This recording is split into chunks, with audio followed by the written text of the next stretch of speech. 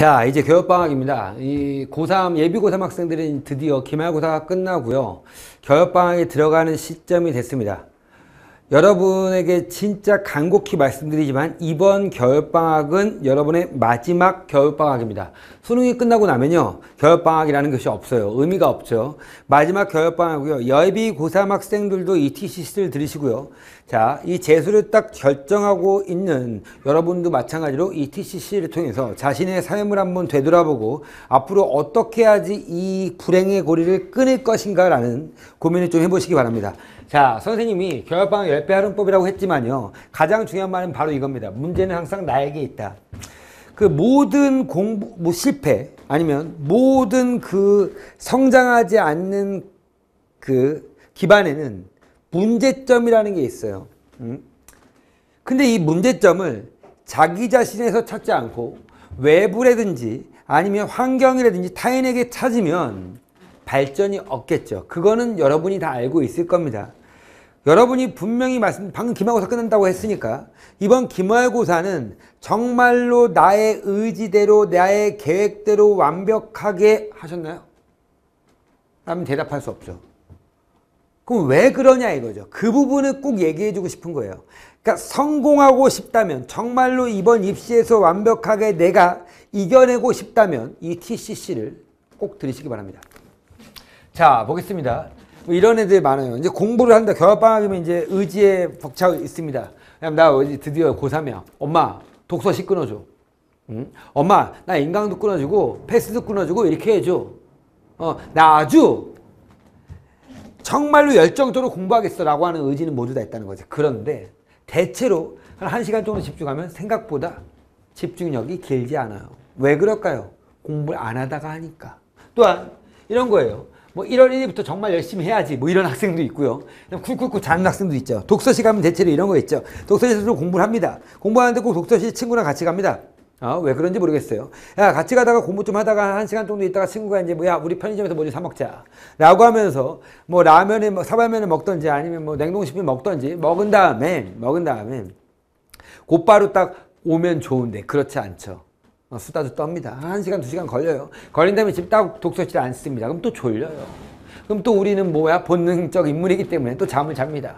그리고 집에 가서 힘들다고 막 하면서 엄마 나 공부 열심히 했어 라고 하는 짓 하지 말자고.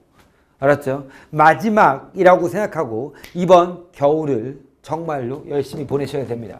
자, 오늘도 스스로 포기해버린 바로 여러분에게 말씀드립니다. 자, 문제는 항상 나에게 있다라고. 그러면 이 고리를 깰 수 있는 방법이 무엇인지를 말씀드릴게요. 첫 번째, 80과 20이라는 도형이 있는데요. 이게 무슨 말인지 한번 생각해 봅시다. 80과 20이 채워져야지만 여러분은 성공을 할 수 있을 거라고 저는 장담합니다. 자, 80은 뭘까요? 자기관리 능력입니다. 자기관리 능력이 안 되는 학생은 수능을 볼 자격이 없고요. 사회로 나갈 자격이 없다고 저는 감히 말씀드립니다. 물론 모든 학생이 자기관리 능력이 완벽하게 뛰어나서 성공하는 건 아니지만 자기 자신을 이기지 못하면 당연히 여러분이 원하는 완벽한 결과를 이룰 수 없다고 저는 생각합니다. 제가 이제 학생들한테 맨날 이런 말을 합니다. 자기관리의 가장 첫 번째가 뭐냐? 바로 요 아침입니다. 제가 선생님이 읽는 책 중에서 미라클 모닝이라는 책도 있는데요. 선생님이 아침마다 미라클 모닝을 하고 있어요. 왜냐면 아침마다 정말로 괴롭게 일어나는 학생들이 너무 많이 봤어요. 물론 선생님도 그랬었고요. 하지만 선생님의 습관이 완벽하게 돼갖고요. 한 5시 55분에서 6시 사이에 눈이 떠집니다. 어떻게 그래요? 물론 이런 거죠. 막 갑자기 3시에 자고 힘들게 돼갖고 그 신체 리듬이 깨진 상태에서는 그게 안 돼요. 하지만 신체 리듬이 유지될 때, 선생님이 12시에 1시 사이에 자거든요. 그때쯤이면 항상 6시쯤이면 눈이 떠집니다. 왜 그럴까요? 선생님은 바로 이 아침에 대한 능력이, 관리 능력이 있기 때문입니다. 이거 이제 미라클 모닝이라고 하는데요. 이런 책도 있어요. 여러분 뭐 시간 되실 때 읽어보셔도 되는데, 이런 미라클 모닝의 핵심은 뭐냐? 아침에 일어날 때 어떻게 일어나느냐를 바로 그 전날 밤에 결정된다는 거예요. 그 전날 밤에 이 아침에 내가 무엇을 할까라는 것은 긍정적인 암시를 주면 아침에 일찍 일어날 수 있다는 거죠. 소풍 전날 기억하십니까? 그렇죠. 소풍 전날이면 소풍 당일날은 항상 아침에 일찍 일어나게 돼요. 왜? 소풍 가서 뭐 할까? 즐겁다 라고 하는 거죠. 예를 들어서 이런 것도 있어요. 개강날이 됩니다. 개강날 3월 1일, 예를 들어 3월 2일 대학교 첫 번째 새학기 개강날은 결석생이 거의 없어요. 왜 그럴까요? 기대감이 있기 때문이죠. 오늘 뭐 할까? 오늘 무슨 일이 벌어질까라는 거다. 그럼 매일매일을 이런 기대감으로 아침을 맞이한다면 분명히 여러분의 아침은 달라질 거예요. 맨날 핸드폰 알람은 5개 맞춰놓고 6시, 6시 5분, 6시 10분, 6시 10분 이렇게 맞춰놓고 하지 마시고 딱 한 개만 맞춰놓고 밤에 한번 생각해 보세요. 아침에 내가 무엇을 할 것인가? 나는 아침에 운동을 하겠어. 나는 오늘 아침에 첫 교시에 가면 학원에 가서 방쌤의 즐거운 인강을 듣겠어. 라고처럼 즐거운 메시지를 머릿속에 갖고 잠드시고요. 아침에 일어나면 꼭 그 일을 하세요. 그럼 여러분 정말로 아침이 달라질 겁니다. 이와 같은 자기관리 능력이 나와야 돼요. 근데 이제 이런 거를 선생님이 얘기해요. 미라클 모닝을 해라. 학생들에 얘기합니다. 그럼 학생들이 하루 이틀 또는 3일 정도 해봐요. 너 돼? 안 돼? 그 다음날 물어봅니다. 선생님 진짜 오늘 일찍 일어났어요. 이런 학생이 있어요. 근데 그게 유지되기가 쉽지가 않아요. 이거 다시 한번. 요게 어떻게 한다고요? 그 전날 밤에 아침에 있을, 아침에서 아침에 긍정적 행동을 뭐합니까? 생각하는 거죠. 그래서 이렇게 하잖아요. 여러분 한번 내일부터 해보세요. 그러면 한 3일 정도는 이게 돼요. 그런데 안 되는 경우가 또 있죠. 왜? 아침에 이 행동을 안 하거든. 그리고 내가 행동을 했는지 기억이 안 나거든. 그래서 무엇을 해야 됩니까? 이 미라클 모닝의 책에서도 꼭 나온 말이 뭐가 있냐면 뭐를 해라? 기록을 하라는 말이에요. 기록. 내가 아침에 무슨 행동을 했는지 그리고 몇 시에 일어났는지를 기록하라 이겁니다. 여러분도 이 기록도 좀 이따 말씀드리겠지만 이 기록이 얼마나 중요한지 알게 될 거예요. 이런 거죠. 헬스장을 예를 들어 끊었어요. 제가 무한패스 학생들도 잘 들으세요. 무한패스는 1년 동안 다 들을 수 있는 학생이 이용권이죠. 제가 이제 헬스를 끊을 때 저는 항상 6개월, 1년 관계로 끊지가 않아요. 무조건 한 달로 끊어요. 왜냐면 한 달 다녀봐야지 내가 여기가 맞는지 알고 이게 되죠. 그럼 무한패스를 잘하기 위해서는 무한패스 강의를 좀 꼼꼼하게 듣기 위해서는 뭐가 돼야 돼요? 계획이 잘 세워져야 돼요. 헬스를 잘하기 위해서는 뭐 해야 돼요? 내가 오늘 가서 무슨 운동을 할 것인지, 아령을 어떻게 들 것인지, 러닝머신은 몇 분 뛸 것인지가 나와야 된다는 거죠. 이만큼 기록은 매우 중요한 힘을 가지고 있습니다. 그럼 공부의 기록은 뭐죠? 플래너 작성이겠죠. 이런 것들 하셔야 되고요. 제가 꼭 그 플래너 작성하기 전에 요 말을 하고 싶어요. 선생님이 담배를 되게 오랫동안 폈어요. 선생님이 요즘에 연초 담배를 안 피거든요. 담배를 끊을 때에 대한 것을 이게 좀 그런가요? 아무튼 담배를 끊을 때 다짐을 하죠. 새해에 이제 딱 다짐합니다. 다짐하고 행동 옮겨요. 그리고 대체로 어때요? 한 3일 정도 담배를 끊고 나면 이거 여러분이 모르겠군요. 아무튼 운동을 한다고 쳐봅시다. 다이어트 좋아요. 다이어트. 선생님 다이어트 많이 봤는데 다이어트를 3일 정도 하면 그 다음부터 고비가 몰려옵니다. 미쳐버리죠. 힘들어요. 그리고 다시 뭐합니까? 그래 요번 치킨까지만 먹고 다음 주 월요일부터는 다시 다이어트 해야지. 이게 쉽지가 않다는 거죠. 그러면 다짐과 행동만 계속 왔다 갔다 거리고 망하는 경우가 너무 많다요. 그러면 여러분이 정말로 이 행동이 완벽하게 되기 위해서는 뭐가 돼야 합니까? 습관이 돼야 돼요. 자, 여러분 옆에 전교 1등들이 있나요 혹시? 전교 1등 공부 잘하는 학생들이 보면요. 공부하는 게 그렇게 어렵지 않게 느껴져요. 힘들어 보이지 않아요. 나보다도. 나는 너무 힘들고 앉아있기도 힘들고 막 좀이 쑤셔서 미치겠는데 쟤는 그런 게 힘들어하는 모습을 한 번도 본 적이 없어요.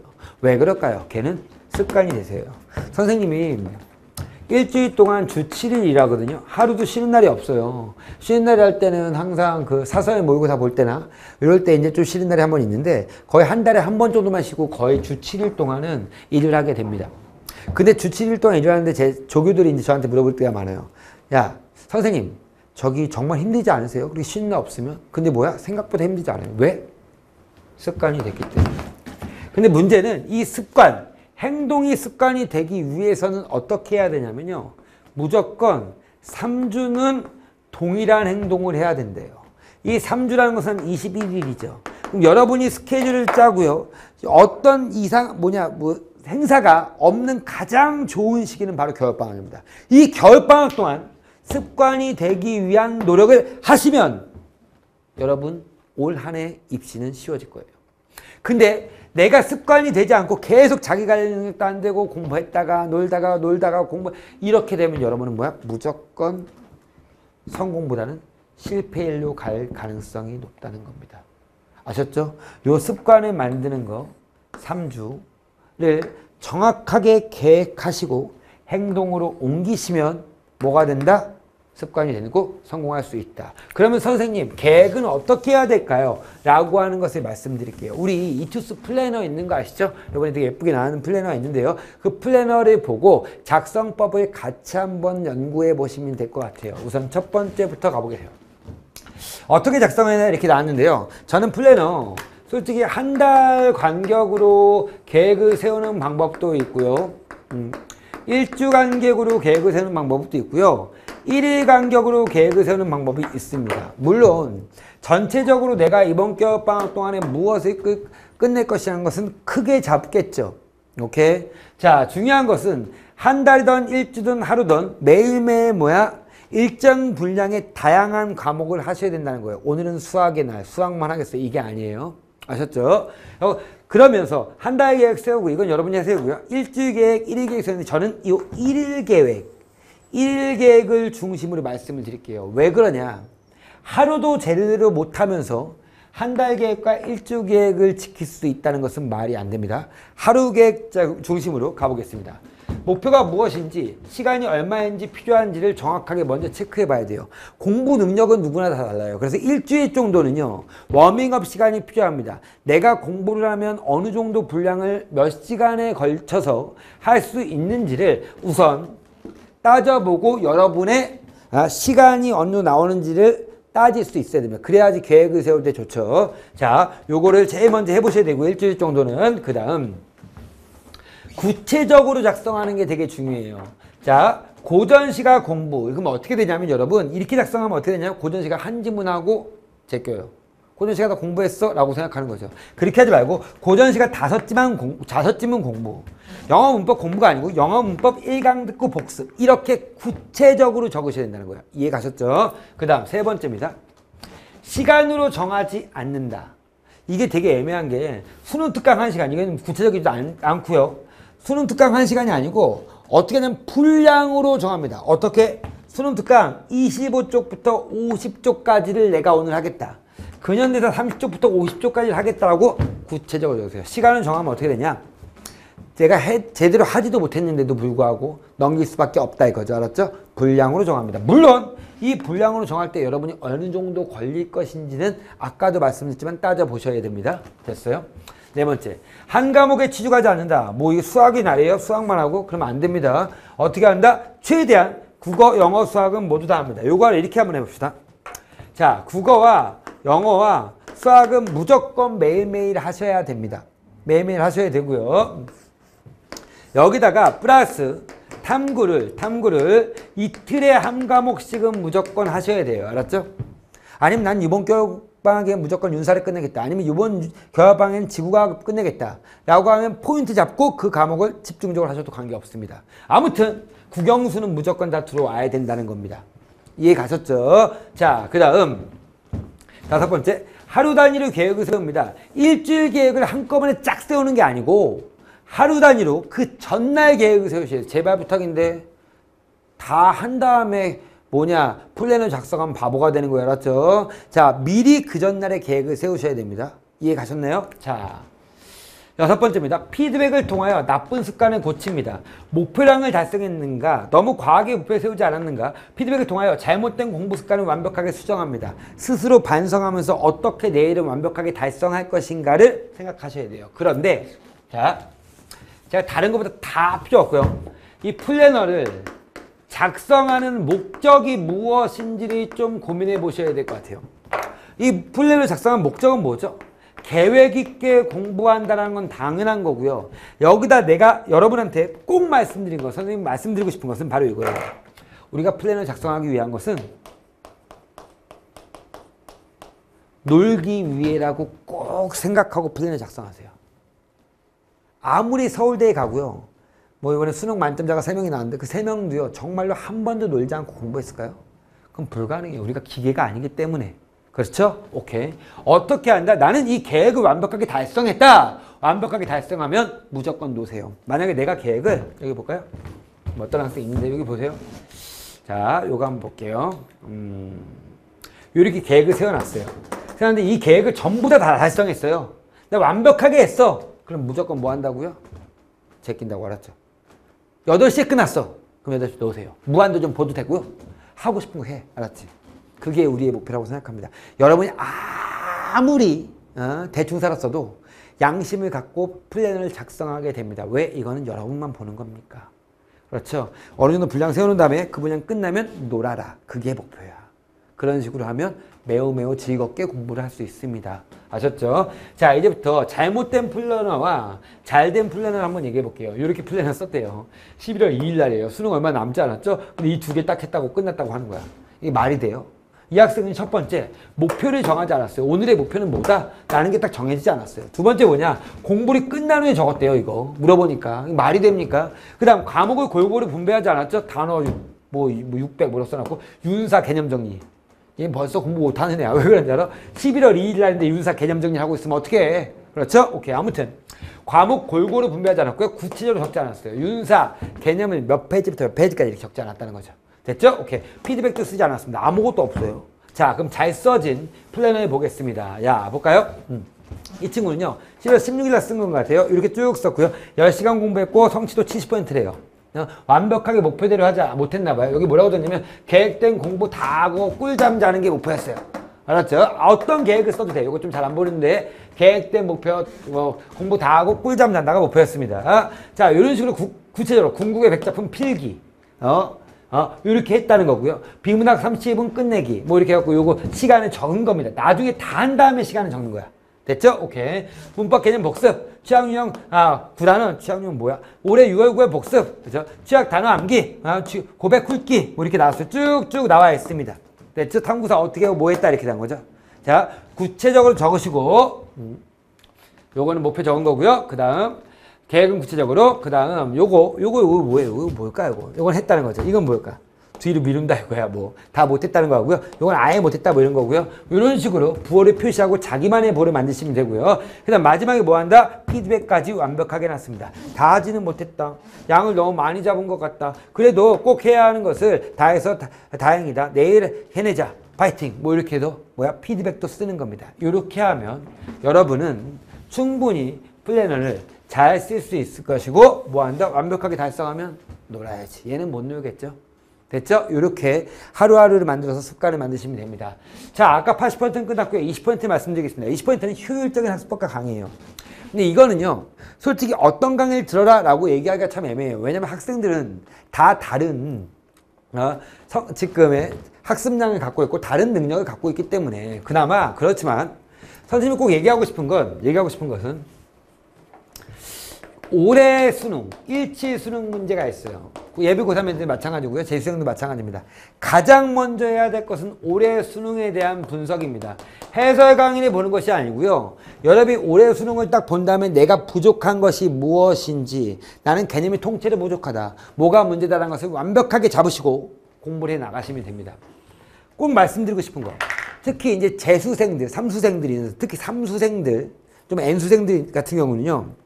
내가 공부를 많이 해왔다고 해서 지금부터 개념을 다시 공부하지 않고 그냥 부족한 것만 띡띡띡띡 공부하겠다라고 하면 실패할 확률이 높아요.